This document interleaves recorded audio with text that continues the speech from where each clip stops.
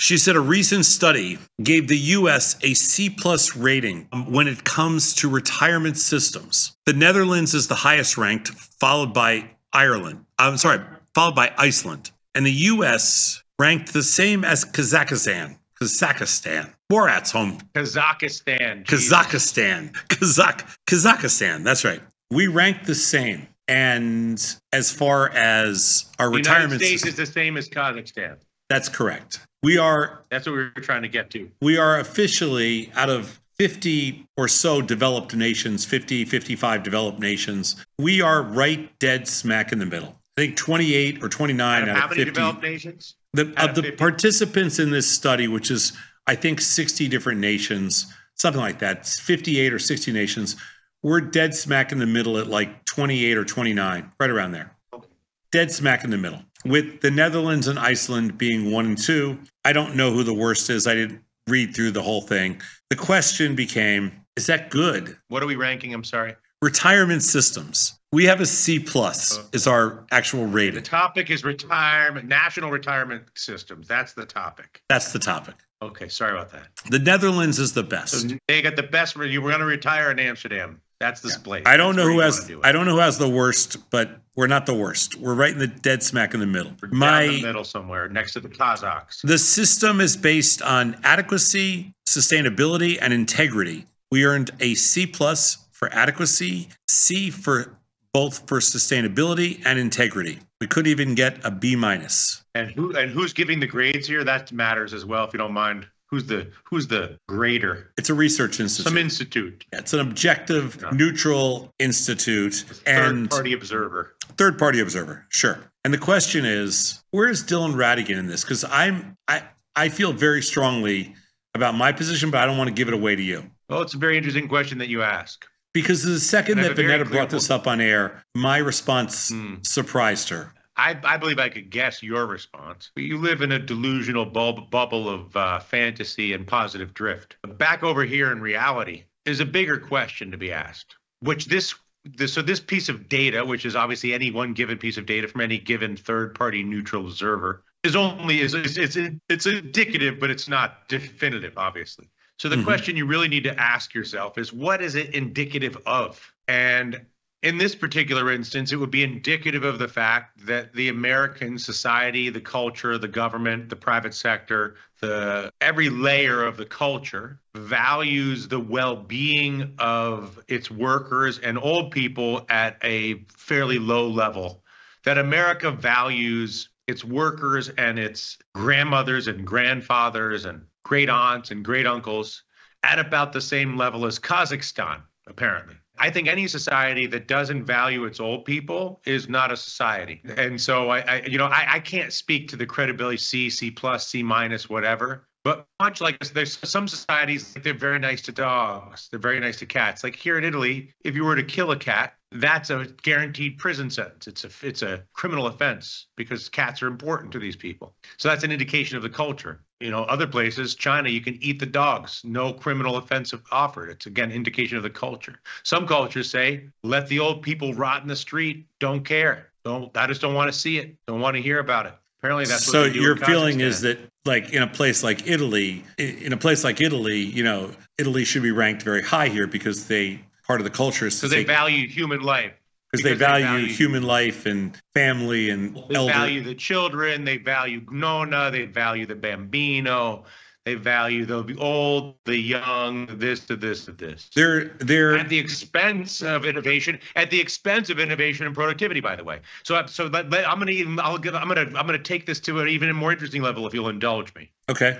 We've been faced with a false choice our entire lives, and that false choice is this. If you want to have a high velocity, super creative, super innovative, dynamic economy that's capable of the most cutting edge innovations in medicine and the best entertainment and spaceships and energy systems and weapon systems and transportation systems and financial systems, that the cost of having that is you must abandon the old people and the children and leave them to rot in the street. That's the price of innovation. On the other hand, other countries will say, no, well, you have to take care of the old people and the babies. And because we're taking care of the old people and the babies, we're going to have to forfeit innovation and creativity. And I would argue that choice in and of itself is a false structure. That by in the year 2025, you should be able to have an innovative and creative economy and get better than a C when it comes to taking care of your old people. Taking care of your old people. That's I'm gonna spare you some. I'm gonna spare you some stuff here. So first of all, Italy, the country that you think does take care of everybody, is 6 spots worse than the U.S. I didn't say that. You inferred that it's a better place to retire than the U.S. You inferred from my proclamations about the cats. I never said that. I don't know. Okay. They're not eating the cats in Italy, but they still finished 6 spots worse than the U.S. in this poll. So Italy finished at 35th. Shame. And the worst country, because I just checked on the list, is India. And family is very important in India, but it finished last on the list as you know. Now I'm questioning the performance indicators of the filter for this ranking system, because they maybe places like Italy and India rank lower because there's not state support, which is probably what they're measuring, but because the old people just live with the family, which is more typical. But anyway, this whole thing is actually not why I wanted to talk about this. Why I wanted to talk. You have another destination. What I wanted to talk about today was the balance between where you should put your resources. I feel like what's important about what we do in the US is in order to maintain our growth, in order to maintain our technological, our investment, our deep pool of liquidity, our investment advantages, we have to invest in youth and innovation. And to be halfway down this list, in my opinion, is more of a badge of honor than it is as an indictment of, hey, there's a problem in the system. And I think it's important. Yes, you don't want to be last on the list because then you've obviously got problems.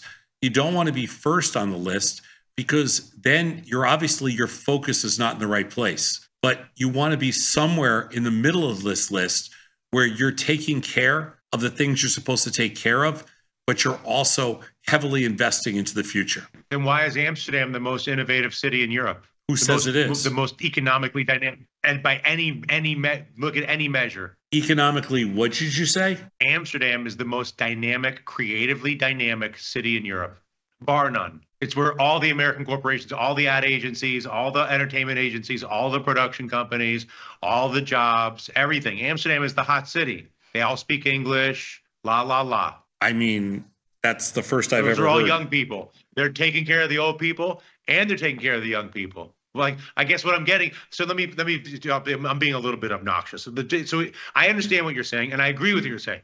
Obviously, resources to the young is the first priority for everybody. Why does it have to come at the expense? Why can't you be first at both? Especially if you're the greatest country in the world. You're the United States. You are the United States of America. In a perfect world. So I think in a perfect world, that would be an objective. That would be a goal. But I don't think it's that easy to do. But so I agree with you. If you're going to force me to choose between the young and the old, I'll pick the young, right? That's the future versus the past. Right, exactly. I have an issue with being forced to choose. That's all. And not that you don't, by the way. I'm not suggesting that you don't. But I just think that we're, again, 2025 here. Flying cars, tasty trade. It's the future. The reason we can walk and chew gum. The reason that I brought it up is because the headline of the article was U.S. retirement system gets a C plus in a global study. And what I know, but what I thought was so interesting about that was there's no context. It's not measured against anything. So, that's my issue with that's my issue with this kind of a discussion that talks about retirement systems, because I think without context, it's not fair. That's all. Of course. I mean, that almost goes without saying. Any third-party study from an institute is definitively absurd. And so, but a discussion about how you balance resources between the old and the young, the private and the public, may be the most important discussion that's available, especially 2 weeks and 6 days from the presidential election for the most powerful country on earth. Even if Georgia Maloney is my president, we have to commit to organic growth among our youth. We have to commit to this or that. And it's just not the answer you're going to hear. And so there is a political side to it a little bit. Of course, hugely. And I'm going to say something that I know is sort of peculiar and offensive, and people get crazy about it. But when Musk landed that, or when SpaceX, all those people from SpaceX landed that rocket booster over the weekend and caught that thing, and everybody saw that video. And you obviously look at that and think, wow, and not more than wow, but also just the amount of resources, the amount of calculating, the amount of testing, the amount of experimentation, then the actual execution of the concept to do this with the reverse thrusters and the x-axis and the y-axis, and it doesn't melt itself and all these things. What are we doing with our resources that we can do things like this, but we have a retirement system that's this? I mean, now this is going, this is a sort of becomes a hippie cliche where it's like, 1966 all over again. But you're like, what are we doing? What are we doing? We can we can blow up half the world. We can land a rocket 50 ways in reverse. It's crazy. Flying cars. I can trade like Tom Sosnoff on the floor of the SIBO in 96 from my laptop in Amsterdam or Kazakhstan or Milan, whatever. Tight spreads, reverse selling vol, all the things. But I got a retirement system that's a C plus. Shame on you. That's my little speech. We can do better, Tom. We can do better.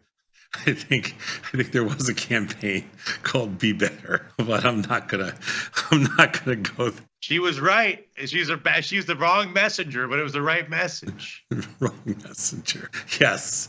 The wrong messenger. You got to bring that up. That hurt. She's tough to take. That's a tough messenger. I'm glad you read the book. I'm glad you read the book. Dylan, you can be better. We're expecting things. We're expecting big things out of you. Do better. I know I can be better. I want to be better. I would like to. Just be better. I would like to. Every day I work to be better. Be better. Do better. That's it. But I mean, because I want you to come back to, you haven't really answered my question, which is, do you think it is possible to prioritize the future, to prioritize the youth, to the youths, the children, the young people, to give them the opportunities, to give them the creativity, to let them shoot for the moon, and also take care of Granny? Why do I have to pick between Granny and party boy, I don't party think girl? I don't think it's a function of picking. But if you had to pick, you have to prioritize the future. And so the choice is easy. That's not my question. Of course, I know you have to do that. If I'm forced to choose, I will always choose the children over the old people. Any rational person will do that. Of course. It's human nature. Of course. Right? The whole of the tribal structure of course. About 10,000 years ago. I'm asking you, don't you think we're at a point where we no longer have to pick? We have so many resources. Well, my point is this: we mismanage our resources, sir, terribly, and the issue is enhanced resource management. I actually don't think I don't think it's as easy as you. I don't think it's as easy as you're saying, because one, the youth pays you back, and the other side does not, and so it's a very difficult capital commitment to make. There's part of the resources that are you can do it out of goodwill, but it's. So do you look at your relationship with your mother based on an ROI? I mean, no, come on. You're not going to answer that question. Nobody does. No. And so of course, the ROI is better on a young person than an old person, obviously. But my relationship between people and ROI, But my relationship between my family and your relationship with your family, that I'm not asking the government for help with that. That is what it is. I'm just saying that there is a prioritization, and whether we want to face reality or not, the prioritization is on other things. I think we're not prioritizing. But I know you as an entrepreneur. I know who you are, and I know you've sat in board meetings with pools of resources at Thinkorswim, at Tasty Trade, at all these companies, and somebody comes to you and they say, Tom, we can either do this or we can do this. And then you say, no, we're doing both because both are important. We're going to trade crypto, and we're going to do road shows, and we're going to have our own exchange for futures. I mean, Dylan, the answer is sometimes yes. But a lot of times you have to make, more times than not, you have to make a decision. And that decision usually means, one side gets it and one side doesn't. Somebody's a loser, but not always. Not always, but it usually means it. And what it means is that you think that the old people have to lose for the young people to win. I'm not saying they have to lose. You don't think there's a way to do both? I'm not saying they have to lose, and I'm not saying there's not a way to do both. What I'm saying is that I don't think it's as easy as just saying you can do both. And because one side does have a return and the other side doesn't really. And so it's very difficult. Missing piece of data. Agreed. That's why this is an interesting. This is why it's a worthwhile topic for a truth or skepticism. Otherwise, it's just a third-party study, some nonsense. The missing piece of this discussion is, where does America rank with young people in terms of its resources and accomplishments of its young people? Well, I'd like to see that data, because it also might be the same as Kazakhstan. I know that the mobility in the United States is terrible right now. The United States has a couple of advantages over everywhere else in the world. And one of them is higher education. We have more schools because we have more universities than anybody else. And we have more access to those universities. So basically, anybody that wants higher education in this country can get it. That is not the case anywhere else in the world. And if you believe that education is the bridge to success, and it might not even be the education piece, it might be the maturation piece, it might be the networking piece, the grooming and social structure, all the above. And if that's the case, yes, we do have an advantage over everybody else in the world, period. No, again, anecdotally, we can go back and forth. I'm just saying we're not going to be able to answer it in this discussion, but I would be interested to go to the same institute, whoever this third-party institute you've got here, and see what their opinion is. Anyway, we won't solve it here. That's why I don't want to get into the weeds on it, because you're not going to solve that. Yeah, I agree with you. The children are more important than the old people. You agree with me that we shouldn't have to prioritize one or the other. Your suggestion is the fact that we come in middle of the pack on old people may not be bad if it's an indication we're taking care of the young people, which is unclear. That's all. I mean, it sounds a little mean. It sounds a little vicious, but the reality is that's what you do. Yeah, well, that's where we disagree. That's not what you do. Okay. It's 2025. If you can land a rocket and fly a car, I know. And trade spreads, and I got an uncle went to Cleveland last month. He got new lungs. Okay, he was in the Iraq War. They removed his lungs, both of his lungs. Okay, they put him